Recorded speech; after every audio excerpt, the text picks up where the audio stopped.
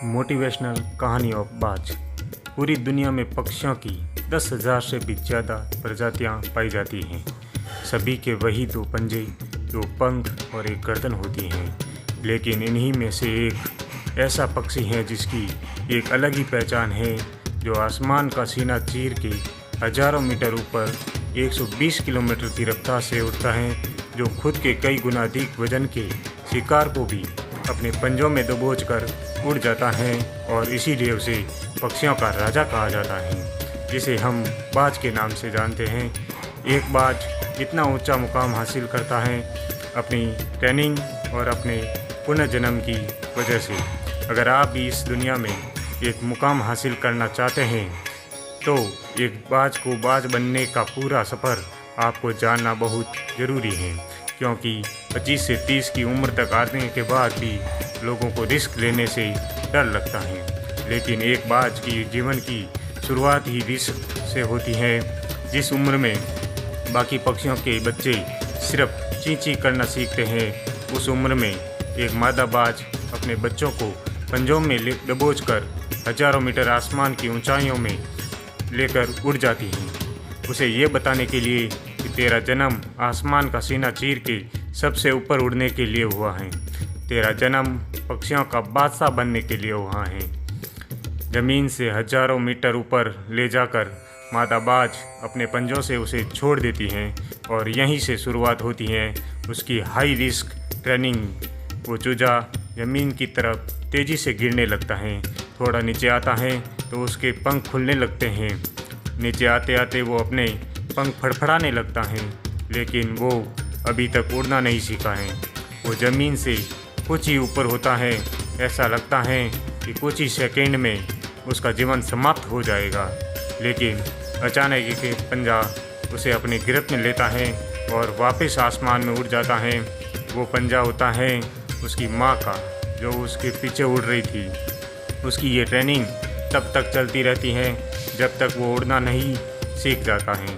इतनी high risk training होने के बाद इस दुनिया को एक बाज मिलता है। बारिश के वक्त जब सारे पक्षी आश्रय की तलाश करते हैं, तब यही बाज उसी बारिश में आसमान को चीरते हुए ऊपर निकल जाता है और बादलों से कहता है, तू बरस ले, कितना बरसेगा। और फिर नीचे आकर चैलेंज करता है। एक बाज की उम्र लगभग 70 साल होती है। जब वह 40 साल का होता है, तब एक परेशानी उसकी ज़िंदगी में मौत बनकर आती है, जो आपकी परेशानियों की तुलना में बहुत बड़ी होती हैं, क्योंकि 40 साल की उम्र में बाज की चोंच इतनी मुड़ जाती है कि उसे शिकार निगलने में बहुत परेशानी होती है। उसके पंख भारी हो जाते हैं, छाती से चिपकने लगते हैं, जिससे उड़ना बहुत मुश्किल हो जाता है। उसके पंजे लंबे और लचीले हो जाते हैं, जिससे वो शिकार को सही से नहीं पकड़ पाता। अब उस बाज के पास सिर्फ 3 रास्ते होते हैं। पहला, वो अपने शरीर को त्याग सकता है। दूसरा, गिद्ध की तरह छोड़े हुए भोजन पर निर्भर हो जाए। और सबसे कठिन और पीड़ादायक तीसरा रास्ता, अपने आप को पुनः स्थापित का, फिर से आसमान का सीना चीर कर उड़ने का। और वो इसी तरह तीसरे रास्ते को चुनता है और अपने पास के सबसे ऊंची चोटी पर पहुंच जाता है। वहां पर अपना घोंसला बनाता है और फिर शुरू होता है परेशानियों को जड़ से उखाड़कर आसमान में उड़ने का सफ़र।